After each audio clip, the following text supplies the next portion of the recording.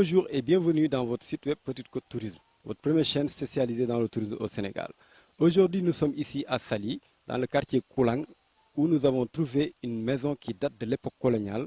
Certains disent que c'était une ancienne maison des esclaves, d'autres disent que c'est une maison qui servait de dépôt de matériel pour la construction de la maison des esclaves de Gorée.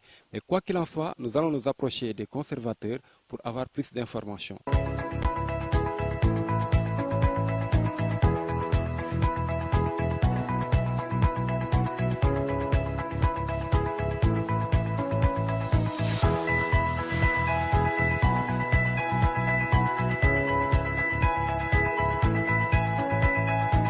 Aujourd'hui, nous sommes à Saly-Koulang, au musée de Saly, qui fut une vieille bâtisse d'après l'histoire.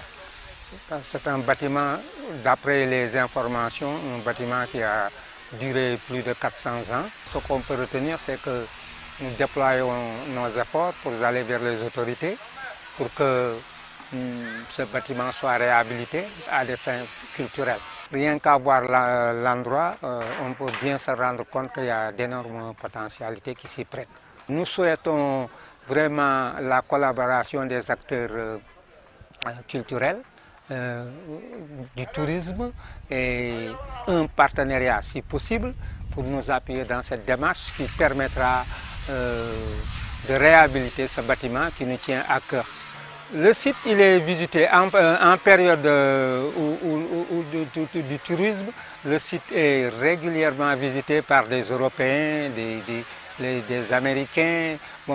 Il y a pas mal de gens qui viennent de l'extérieur pour juste venir visiter cet endroit. Toujours, le bâtiment il est là avec l'histoire, mais les sources ne sont pas tellement fiables. D'après les histoires, d'après les informations recueillies auprès des populations, disons que c'était un dépôt où un matériel était emmagasiné. Certains disent même que c'est une maison mère parce que on prenait le matériel pour l'amener à Gorée pour faire des travaux. Donc on voit donc que c'est une ancienne maison, une maison qui a une histoire particulière. La maison a été rénovée parce que la vieille bâtisse, avec l'architecture ancienne, c'était à peu près comme Gorée, hein, mais aujourd'hui on voit que le bâtiment est plutôt moderne. Il faut remonter à l'histoire avec le Français qui a écrit ce livre. Avec ces documents, on peut être édifié sur l'état du fort ou bien muséum. Moi, je l'ai toujours appelé African Museum of Saly. C'est avec un puits qui fait presque 400 ans ou plus, qui est toujours là avec de l'eau limpide. D'après l'histoire même, tout le village venait s'approvisionner en eau pure. Donc voilà quoi, c'est extraordinaire.